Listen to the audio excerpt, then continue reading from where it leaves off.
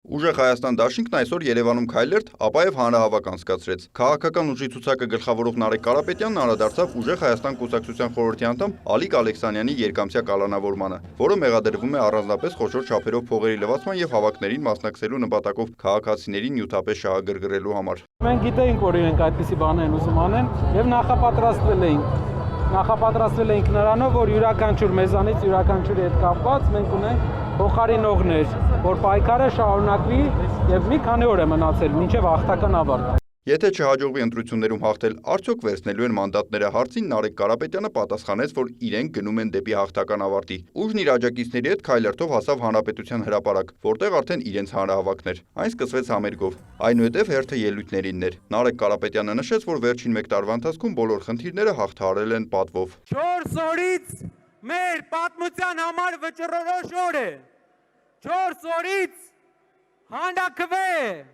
Հանրաքվե երկու բանի մասին։ Շարունակում ենք այսպես, շարունակում ենք թույլ մնալ, շարունակում ենք թույլ տալ հարևաններին օգտագործել մեզ, թե կանգնում ենք եւ մեր մեջքը ամրացնում եւ սկսում ենք զարգանալ։ Հանրաքվե նրա մասին, թե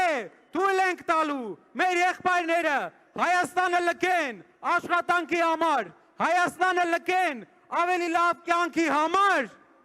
թե վերակառուցելու ենք մեր քանդած երկիրը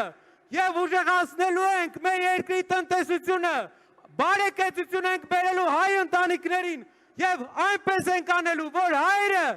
էլ չգնան։ Նարեկ Կարապետյանը դարձյալ խոսեց ադրբեջանցիների վերադարձի թեմայից եւ նշեց, որ Հայաստանում լինելու է առաջնորդ, որը թույլ չի տալու դա։ Կարապետյանը հայտնեց, որ իր ձեռքին Ադրբեջանի կոնցեպտն է այդ վերադարձի համար, որտեղ պատկերված էր Հայաստանի քարտեզը։ Վերջինս իր թիմակիցների հետ պատրեց այն։ Հոդեսա ծնդելու։ Գնացեք ընտրության։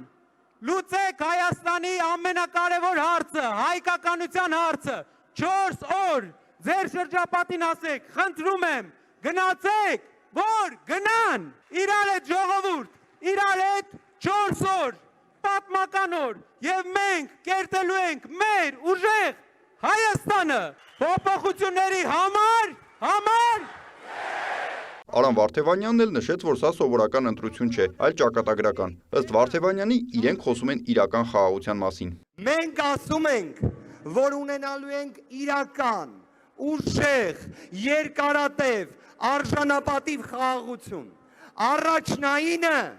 համարելով մեր հասարակության բարեկեցությունը, հայ մարդու բարեկեցությունը, 300,000 աշխատատեղի ստեղծումից մինչև պարտադիր ժամկետային զինվորական ծառայությունը 1 տարի դարձնելով, Հայաստանում ծայրահեղ աղքատությունը վերացնելու ծրագրով ու այս բոլոր ռեֆորմները ունեն երաշխավոր,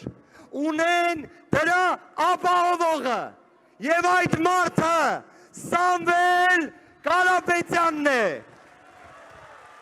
Սամվել վարչապետ։ Սոֆի Մխեյանի համերգով սկսված հանրահավաքը ավարտվեց Ռազմիկ Ամյանի համերգով։ Նիկոլայ Ավետիսյան, Հովհաննես Քյոսեյան, Արման Թովմասյան, լուրեր։